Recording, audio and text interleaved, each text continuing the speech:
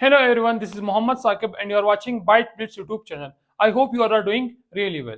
In today's video, we are going to talk about the sixth behavioral UML diagram, which is interaction overview diagram. I will explain it step by step with clear examples so you can understand it easily. So if you are new here, make sure to subscribe to the channel and press the bell icon for future updates, and let's start a journey of learning.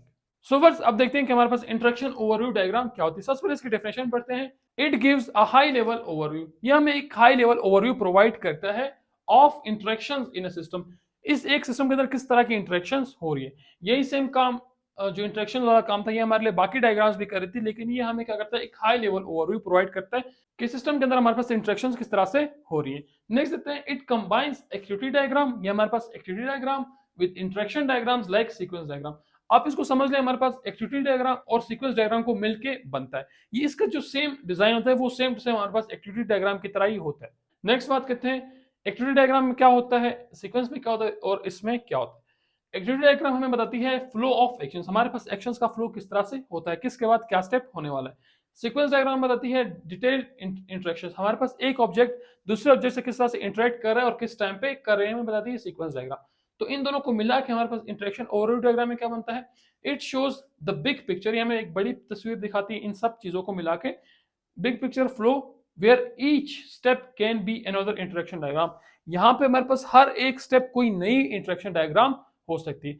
Activity diagram में और sequence diagram में जो हमारे पास activities होती थी वो just एक ही activity consider की जाती थी, लेकिन हमारे पास जो भी आपके पास एक्टिविटी आएगी वो पूरा पूरा एक नया इंटरेक्शन डायग्राम हो सकता है। तो बेसिकली हम लोग इसको यूज क्यों करते हैं, हम एक्टिविटी डायग्राम भी यूज कर सकते हैं, सीक्वेंस भी यूज कर सकते हैं, हम इंटरेक्शन ओवरव्यू डायग्राम को यूज क्यों करते हैं। हमारे पास जो यूज केस डायग्राम होती है वो काफी ज्यादा कॉम्प्लेक्स होती है। अगर आपको मल्टीपल इंटरेक्शंस की एक समरी चाहिए तो आप क्या करते हो, इंटरेक्शन ओवरव्यू डायग्राम को यूज करते हो। और अगर आपको मल्टीपल सीक्वेंस डायग्राम को एक साथ ऑर्गेनाइज करना है तब भी आप क्या करोगे, इंटरेक्शन ओवरव्यू डायग्राम का यूज करोगे। सोवर्स इंटरेक्शन ओवरव्यू डायग्राम की जो हमारे पास की एलिमेंट्स है वो सेम है एक्टिविटी डायग्राम के, तो इसलिए मैं उसको दोबारा से एक्सप्लेन नहीं करूंगा, बस मैं यहाँ पे एक ओवरव्यू दूंगा। हम लोग स्टार्ट करते हैं इस तरह के ब्लैक डॉट से, स्टार्ट यहाँ से होता है और एंड इस तरह से होता है, एक सर्कल के अंदर एक ब्लैक डॉट लगा के। अब वो वहां पे स्टार्टिंग पॉइंट है, हमारे पास फिनिशिंग पॉइंट है। हम लोग एरोस का यूज करते हैं एक जगह से दूसरी जगह जाने के लिए, और हमारे पास जो है इस तरह के रेक्टेंगल्स यूज होते हैं जिनके कॉर्नर जो यहाँ पे कर्व हो जाते हैं। अब इनके अंदर मैं लिखूंगा रेफरेंस टू ब्राउज प्रोडक्ट्स। अब पहले मैं क्या कर रहा था, सिंपल ब्राउज प्रोडक्ट्स यहाँ पे लिखा था एक्टिविटी डायग्राम के अंदर, लेकिन आप मैं क्या कर रहा हूँ, रेफरेंस लगा रहा हूँ।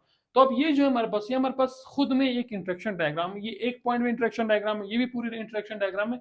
हम बस रिफर करें, हमने यहाँ पे क्या किया, मल्टीपल इंटरेक्शन डायग्राम एक साथ जोड़ के रखा हुआ है। फर्स्ट ऑफ ऑल क्या होगा, रेफरेंस टू ब्राउज प्रोडक्ट्स, यहाँ से आने के बाद जो रिक्वेस्ट होंगे वो यहाँ पे आएंगी एड टू कार्ट में, और यहाँ से रिक्वेस्ट आएंगी चेकआउट में, यहाँ से जाएंगी। हमारे पास एक डायमंड है जो बताता है कि कंडीशन यहाँ पे ट्रू है या फॉल्स है। इनपुट एक ही होता है, आउटपुट यहाँ पे दो दाने होते हैं। एक इनपुट होता है और उसके जो है दो आउटपुट्स होते हैं।